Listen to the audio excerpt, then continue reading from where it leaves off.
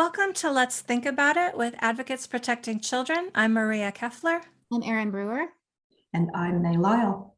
And today we're talking about something that we are all really angry about. We're going to try to be as productive. May, I like how you said that before the video, be productive with our anger. But Erin, why don't you tell us about what's going on? Okay, well, and I want to preface this that I have spoken to people about this, and I actually made another video about this on my own YouTube channel. And I've had people suggest to me that if they didn't know this was true, they would think I was making it up because it's so outlandish, it's so absurd, it's so unconscionable. But this is where we are now because of the gender industry and because of this transgender ideology that has really just taken hold. So this is a case of a man named James Tubbs who raped a 10-year-old a few months before his 18th birthday. And just recently, DNA evidence proved it was him.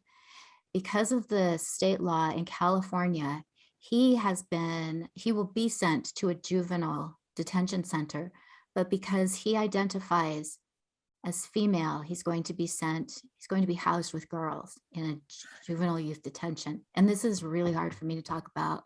And he's a 26-year-old man. Sex offender. Yeah. He's a 26-year-old sex offender. He committed this. He raped a 10-year-old just months before he turned 18. And now, because he says he's a woman, and because he did this when he was a minor, a few months shy of 18, they're going to put him in with little girls. Right. I cannot think of anything in our society that is more wrong than this. When I think about, this really keeps me up at night. And part of it's because I empathize with those girls and what it would be like to be locked up with a known rapist who is fully intact with his male anatomy and not be able to get away from them. That has got to be so helpless. And the message that we're sending to those girls is that they don't matter, that the feelings of this rapist, this child rapist, are more important than their feelings, their rights, and protections. I can't believe we live in a society that is sending that message to vulnerable girls. I guess in some ways, having been a woman all my life, I've come to terms with the fact that women are not respected.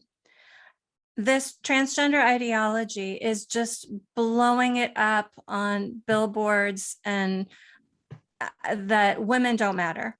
Men's feelings matter more than women do. I get that. I don't like it, but I've accepted it. But seeing this happen to children, seeing a judge say, oh, this adult intact man, oh, he wants to be in with the little girls, so we have to put him with the little girls. There's nothing right about that. There is nothing that is right about that. Are they going to wait until another child is raped in this prison to do something about it?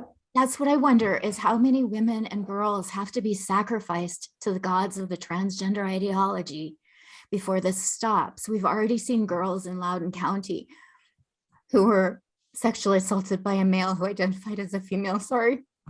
No. Really, we should be crying. We should all be crying over this. It is unbelievable that the Geneva Conventions prevents this kind of thing from happening, and yet it's happening here in the US. Increasingly, I'm hearing stories of women who are in prisons who have been abused by boyfriends or husbands, and their boyfriends or husbands, their abusers, are claiming a trans identity in order to get into the prisons where these women are. We have women who are being sexually assaulted in prisons, and we know this because they're becoming pregnant, because males can impregnate a female because of their biology, because that's what determines that they're a male. And to deny that, at what point do we stop? Can we have adult sex offenders identifying as under 18 in order to get sentenced to youth facilities like this fella? Well, that's exactly what's happening. Exactly what this guy is doing. I want to ask anybody who supports this ideology, anybody who thinks trans rights are human rights, no, they're not. These rights, these are privileges. These aren't rights, these are privileges. Are you okay with this? Are you okay with an adult man who has an intact penis being housed with little girls? Are you okay with that? Because if you are, there's something wrong with you. If you're okay with this, you're evil. That's evil. That's the question that needs to be asked of everybody that condones this. And ultimately, that is the deception that men's feelings are more important than women's and children's basic protections and safety. And we're increasingly seeing that. We saw Thomas, the swimmer, who claims to be a woman, even though he's got an intact penis. And those women on the swim team with him have to accept him being in their locker room with them, even though he's a biological male.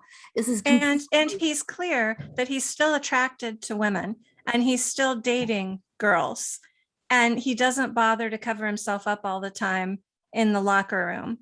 And I guess part of me is just hoping that especially men will see this and will stand up and start protecting their mothers and their sisters and their daughters and their wives, because consistently we're not having men stand up and say, this is a civil rights issue for women. This is men who are appropriating womanhood in order to predate and victimize women and girls. And we need our husbands and our fathers and our brothers and our sons to stand up and help us fight back against this ideology. It makes me want, it reminds me of something I heard not too long ago that somebody said, well, what is my granddaughter going to say 30 years from now about, well, where were you in all this? What did you do? How did you help me? Wow. Yeah. And other girls. Yeah, I want to be able to say I did everything I could to protect the next generation of girls.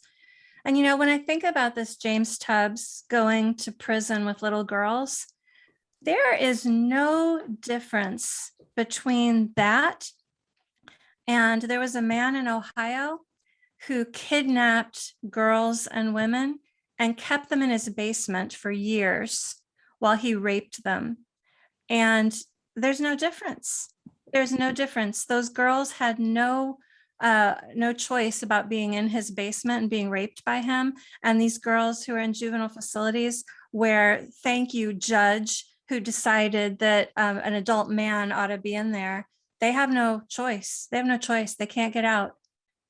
And honestly, if this doesn't tip things, if the fact that an adult, intact, biological male who is a known sex offender, a known child rapist, is being put in with girls, if that isn't enough to get people to stand up and fight back, I can't imagine what will be.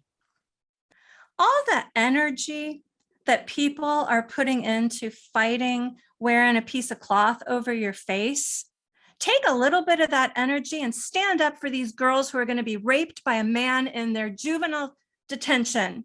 For crying out loud, you're fighting over wearing a mask over your face, but you're sending these little girls to the wolves.